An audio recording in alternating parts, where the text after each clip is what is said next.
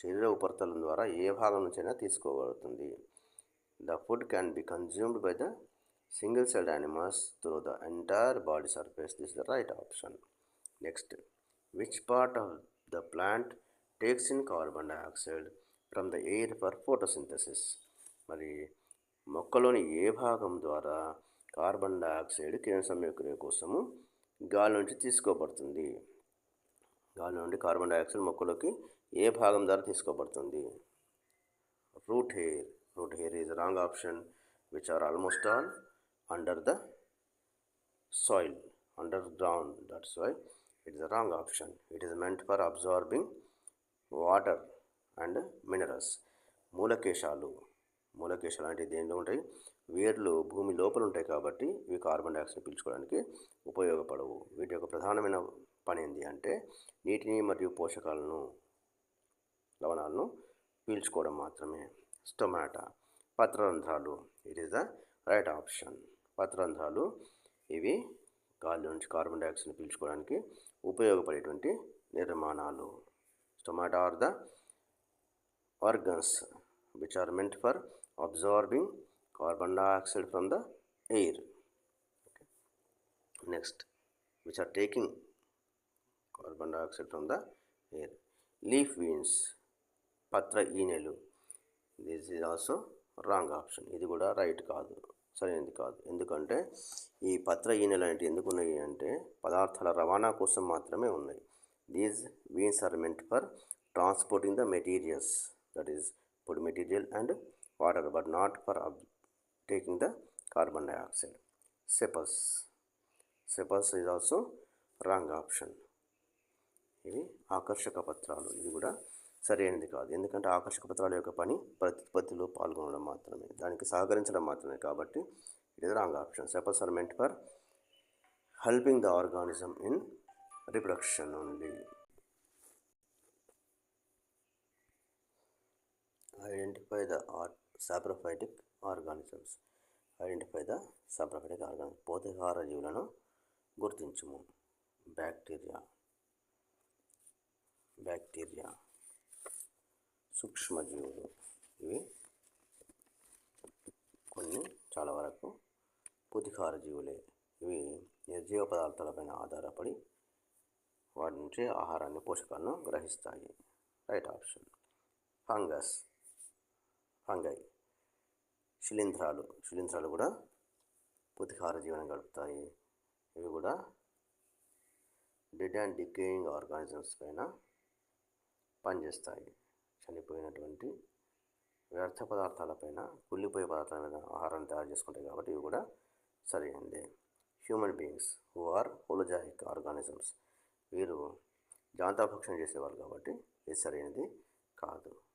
నాలుగవది bacteria and fungus. It is the right answer. Hence we have the first option and second option in it. That's why సరైనది ఏంటి అంటే bacteria మరియు fungus. నాలుగో option సరైనది, which is saprophytic organism. Example saprophytic organisms are bacteria and fungus. Organisms that synthesize their own food are called. వాటి యొక్క ఆహారాన్ని అవే తయారు చేసుకున్న జీవులను ఏమంటారు? సాప్రోఫైట్స్. పూతికార జీవులు. ఇది పొరపాటు, తప్పు. ఎందుకు అంటే ఇవి డెడ్ అండ్ డికేయింగ్ ఆర్గానిజమ్స్ నుంచి ఫుడ్ తయారు చేసుకుంటాయి. They produce their food material from dead and decaying matter. మరి వ్యర్థ పదార్థాల నుంచి, చనిపోయిన ఆహార పదార్థాల నుంచి ఆహారం తయారు చేసుకుంటాయి కాబట్టి ఇవి కాదు. ఆటోట్రాఫ్స్. స్వయం పోషకాలు. ఇది సరి అయింది. ఇవి తమ ఆహారాన్ని తాము సొంతంగా సూర్యరశ్మి, పత్రహరితము, కార్బన్ డైఆక్సైడ్ నీటిని ఉపయోగించుకొని కిరణ సంయోగక్రియ జరుపుకుంటాయి కాబట్టి ఇవి సరైనదే. హెట్రోట్రాఫ్స్. పరపోషకాలు కాదు. ఆల్ ద అబోవ్ కాదు. ఆన్సర్ ఆటోట్రాఫ్స్, స్వయం పోషకాలు.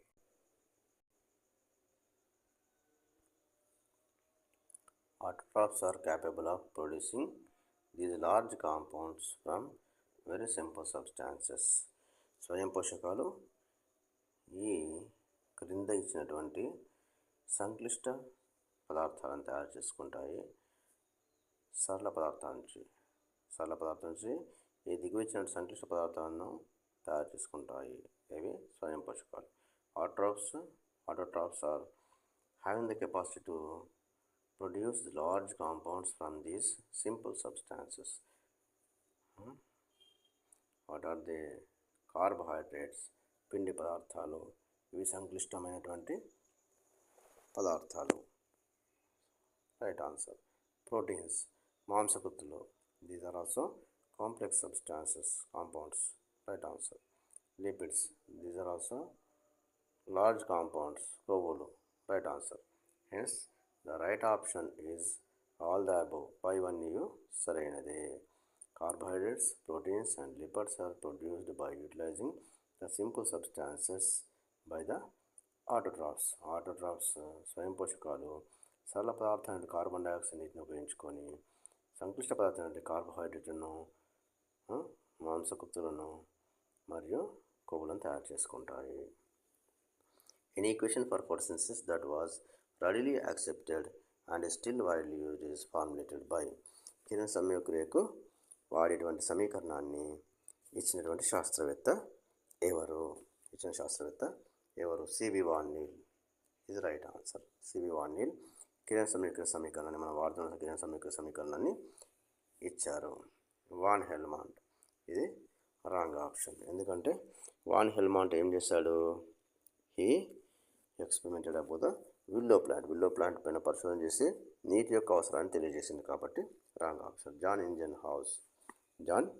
Engine house it is also right answer. ఏం చెప్పింది మనకు అంటే, మనకు జాన్ ఇంజన్ హౌస్ ఏం చెప్పిందంటే జాన్ ఇంజన్ హౌస్ మనకు కిరణ్